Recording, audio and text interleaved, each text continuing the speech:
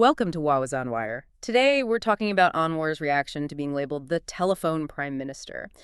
And we really need to get straight into this because that label from the opposition PM telephone, it's not just a throwaway line, is it? It feels like a very calculated political jab. Oh, absolutely. It's designed to paint a picture, isn't it? Yeah, suggesting, maybe a lack of real on-the-ground action, relying on calls instead of perhaps substantive engagement or even legislative work. Exactly.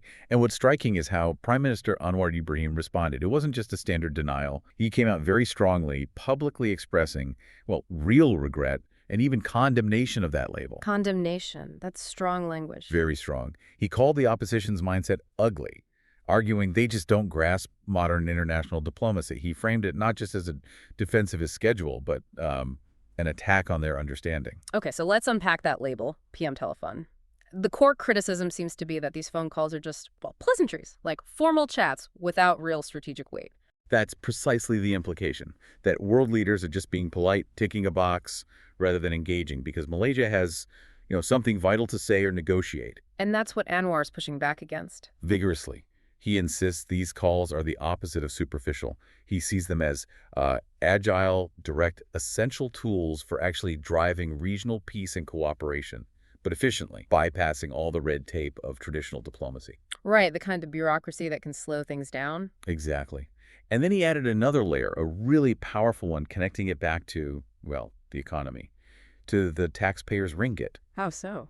He specifically pointed out what isn't needed for these diplomatic wins. He stressed that this engagement, this influence, it's achieved without having to send money. No financial commitments tied to these specific efforts. Ah, okay. So diplomacy based on influence, not necessarily aid packages or, big spending tied to these calls. Precisely. And in today's climate, with fiscal responsibility being such a focus, that's a deeply strategic point. Think about traditional diplomacy. It often involves huge costs. Delegations, travel, summits. Sometimes financial aid is part of the package. By saying his approach relies on strategic connection, not cash, he's basically framing it as principled and fiscally responsible. He's telling people, we're getting global respect and we're doing it smartly with your money. Okay, but here's a question, maybe a critical one. How do we, or how does the public, actually verify the impact of a phone call? It's easier to see the outcome of a signed treaty after a summit, right? That's fair. Couldn't the opposition just argue it's all talk, maybe political theater, without clear, tangible results directly traceable to that specific call? That's the challenge, and that's why Anwar didn't just stop at the principle. He immediately moves to provide concrete examples, proof, essentially. Like what? He pointed directly to the situation between Cambodia and Thailand. He claimed these calls played a real role in easing some significant long-running tensions there. Okay, the Cambodia-Thailand border issues. Those are historically complex, often quite heated. Saying phone calls help de-escalate that kind of situation is a big claim. It is a very big claim. What's the thinking there? How could a call succeed where maybe years of formal talks haven't fully resolved things? Well, it points to the potential power of, let's call it, personal, high-level diplomacy and speed. Sometimes in these tense situations, the main obstacle is just getting direct, clear communication between the top leaders, cutting through the noise. Bypassing the usual channels. Maybe. A direct call offers that quick personal channel. It could be for mediation, offering a third-party view, or just building trust in real time. It's this idea of agile foreign policy. Maybe speed and direct trust are the new leverage for countries like Malaysia. Interesting. And he didn't stop with that example, did he? No, he also used examples involving current, more volatile situations, conflict zones where speed isn't just helpful, it's absolutely critical. Right, where you can't wait weeks for a meeting. Exactly. He mentioned specific recent calls to Pakistan's Prime Minister Shehbaz and Afghanistan's acting Prime Minister Mullah Mohammad Hassan. In those cases, it wasn't necessarily about Malaysia mediating a final peace deal, but using the fastest possible way to express direct national concern about rising tensions in the region.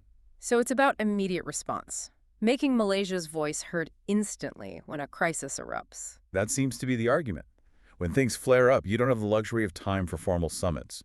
A phone call allows Malaysia to immediately register its position, its concerns, leveraging its standing in Southeast Asia, right alongside the bigger players. It repositions the phone call not as a weakness, but as a tool for speed and relevance in a fast-moving world. And potentially, as we discussed, a way for a nation like Malaysia to engage actively on the global stage without the massive financial burden of older diplomatic methods.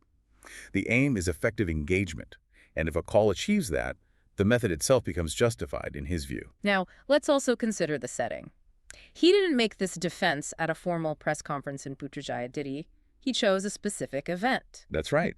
He made these remarks at the closing ceremony of the 2025 program Rakyat Madani in Jason, Malacca. Why there? What's the significance of that? Well, the program Rakyat Madani is all about connecting national goals, fairness, sustainability, the Madana principles with the grassroots with community efforts. Choosing Jason in Malacca for this statement does something quite deliberate. It connects the dots. It bridges the gap. It takes this high-level talk about international phone calls and links it directly to a local community program, to the national interest felt on the ground. He's essentially saying, these calls I make to world leaders, they're not some abstract thing. They're part of our overall strategy for Malaysia's stability and prosperity, which benefits everyone, right down to the community level here in Malacca. That grounds it, makes it less about distant foreign policy and more about national well-being. Precisely. And then came what felt like his final, most powerful counter-argument. He addressed the small country point head-on. He acknowledged Malaysia isn't a superpower. Yes, he didn't shy away from it. He said, okay, we are a small country. But immediately, he pivoted. He argued that despite our size, the world grants Malaysia respect and trust. So flipping the script. Completely. The opposition attacks the method, the phone, implying it's insignificant. Anwar counters by focusing on the result, genuine global influence. The very fact that leaders take his calls and perhaps act on them becomes the proof that Malaysia has earned real respect. The medium doesn't matter as much as the outcome. So if that respect translates into effective action via phone, like mediating disputes or expressing urgent concerns, then the listener has to wonder, is the criticism about the phone really about diplomatic protocol? Or is it perhaps a political tactic because this efficient method doesn't offer the same old targets like complaining about the cost of overseas trips? That's the core tension, isn't it? Traditional diplomacy values the symbolism, the face-to-face element, the ceremony. It signals seriousness. Right. But modern diplomacy, especially in crises, seems to increasingly value speed, agility, that direct personal link between leaders. The risk, of course, is whether complex issues can truly be handled without the deep dive and formal documentation that summits provide. So it boils down to this. The opposition sees a lack of presence, maybe a lack of formality. Anwar defends it as results-driven, efficient, and proof that Malaysia's standing has actually grown, both strategically and economically, by being smart about resources. His defense implies that in today's world, diplomatic weight isn't just about delegation size, but about the speed and impact of your engagement. Which brings us to a final thought, something for you, the listener, to mull over. Given everything happening globally, the rapid changes, the sudden crises, the need for quick leadership connections, does this kind of direct, fast phone diplomacy actually offer a better strategic advantage for a nation like Malaysia compared to the older, slower channels? It really forces us to rethink what counts as substantive action in 21st century statecraft. Remember to like and subscribe for more videos like this.